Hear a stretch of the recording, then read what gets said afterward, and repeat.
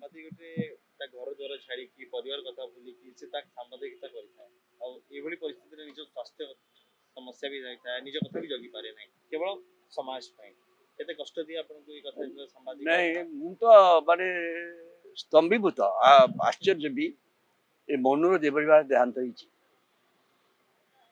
ମନୁ ମୁଁ ତ ବୟସରେ ବହୁତ କମ୍ ପ୍ରାୟ ପ୍ରତ୍ୟେକ ଦିନ ଏଠି ଭାରତର ତାଙ୍କ ସାମ୍ବାଦିକ ଆଉ ସିଏ କ୍ୟାମେରାମ୍ୟାନ ହିସାବରେ ସେ ଦି ଜଣ ପ୍ରତିଦିନ ଏପରି କୌଣ ଦିନ ନାହିଁ ଯୋଉଠିକି ମୁଁ ତାଙ୍କୁ କୌଣସି ପ୍ରସଙ୍ଗ ଉପରେ ମୁଁ ତାଙ୍କୁ ବାଇକ୍ ନ ଦିଏ। ଏଠି ବି ଯଦି ନ ଦେଇପାରେ ସେ ଘରକୁ ଯାଆନ୍ତି। ମୁଁ ତାଙ୍କୁ ମଧ୍ୟ ବହୁତ ଭଲ ପାଏ। ମାନେ ସେ କେବେ ଦୁଃଖରେ ନଥାଏ ସବୁବେଳେ କେତେବେଳେ ମନା କରେନି କୋଉ ସମୟରେ ବି କାମ ପାଇଁ ଆଗ୍ରହ। ମୁଁ ସେଇ କଥା ଆଜି କହିଲି ରାଜ୍ୟ ସରକାର ସବୁ ବର୍ଗର ଲୋକମାନଙ୍କ ପାଇଁ କିଛି ନା କିଛି ସୁରକ୍ଷା ବ୍ୟବସ୍ଥା କରୁଛନ୍ତି। ସମ୍ବାଦପତ୍ର ସହିତ ଜଡ଼ିତ ସାମ୍ବାଦିକ ମାନଙ୍କର କୌଣସି ସୁରକ୍ଷା ବ୍ୟବସ୍ଥା ନାହିଁ। ଯଦିଓ ସାର୍ ଭଲ କି ସେମାନେ ଜାଣନ୍ତି ସାମ୍ବାଦିକଟି ତାର ଜୀବନ କାଳ ଭିତରେ ଯେତିକି ସମୟ ଖଟୁଥାଏ ସେଇଟା ହିଁ ତା ଜୀବନ।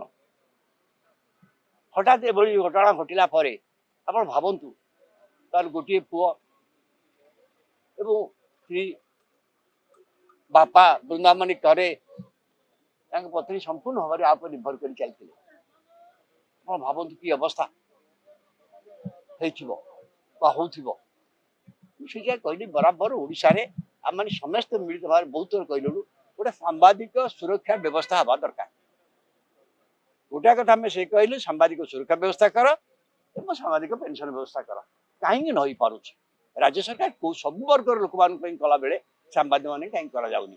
ଆଉ ବିଶେଷ ଭାବରେ ସାମ୍ବାଦିକ ମାନେ ଯିଏ ହଠାତ୍ ମୃତ୍ୟୁବରଣ କରୁଛନ୍ତି ଯେମିତି ମନୁ କ୍ଷେତ୍ରରେ ହେଲା ସେଠି ଅତି କମରେ ଗୋଟେ କର୍ପସ ଫଣ୍ଡ ରହିବା ଦରକାର ସାମ୍ବାଦିକ ଫଣ୍ଡ ଯୋଉଥିରେ କି ଅତି କମରେ 20 ଲକ୍ଷ ଟଙ୍କା ବା ଅତି କମରେ 10 ଲକ୍ଷ ଟଙ୍କା ସେ ପରିବାରକୁ ଦିଆଯାଇ ପାରିବ। ଆଟଲିଷ୍ଟ ତାଙ୍କର ଯୋଉ ପରିବାର ଯୋଉ ଅଛି ଆସନ୍ତା 4-5 ବର୍ଷ ପର୍ଯ୍ୟନ୍ତ ଯେମିତି ଛିଡା ହେଇକି ରହିପାରିବେ ବଞ୍ଚି ପାରିବେ ସେଥିପାଇଁ ବ୍ୟବସ୍ଥା ହେବା ଦରକାର। କାରଣ ସାମ୍ବାଦିକଟା କିଛି ନାହିଁ କହିଲେ ଚଳେ। ରାଜ୍ୟ ସରକାରଙ୍କ ପାଖରେ ମୁଁ ଭାବୁଛି ଏବେ ବି ଆମମାନଙ୍କର ମନୁର ଦେହାନ୍ତ ପରେ ଆମମାନଙ୍କ ଭିତରେ ପୁଣି ସମସ୍ତଙ୍କ ଭିତରେ ଗୋଟେ ଏକତା ଆସିବା ଦରକାର ଯେ ସାମ୍ବାଦିକ ସୁରକ୍ଷା ବ୍ୟବସ୍ଥା କର ଆଉ ସାମ୍ବାଦିକ ପେନସନ ବ୍ୟବସ୍ଥା କର। ସବୁ ବର୍ଗର ଲୋକମାନଙ୍କୁ କହୁଛୁ ନିର୍ବାଚନ ମୁଁ ଦେଖୁଛି ସବୁ ବର୍ଗର କେବଳ ସାମ୍ବାଦିକ ଛାଡ଼ି କାହିଁକି ଭାବୁଛି ଏଇଟା ଗୋଟେ ସମୟ ଆସିଛି ଆମେ ସମସ୍ତଙ୍କୁ ପୁଣି ଏକଜୁଟ ହବାକୁ ପଡିବ ଏଇ ବିଷୟରେ।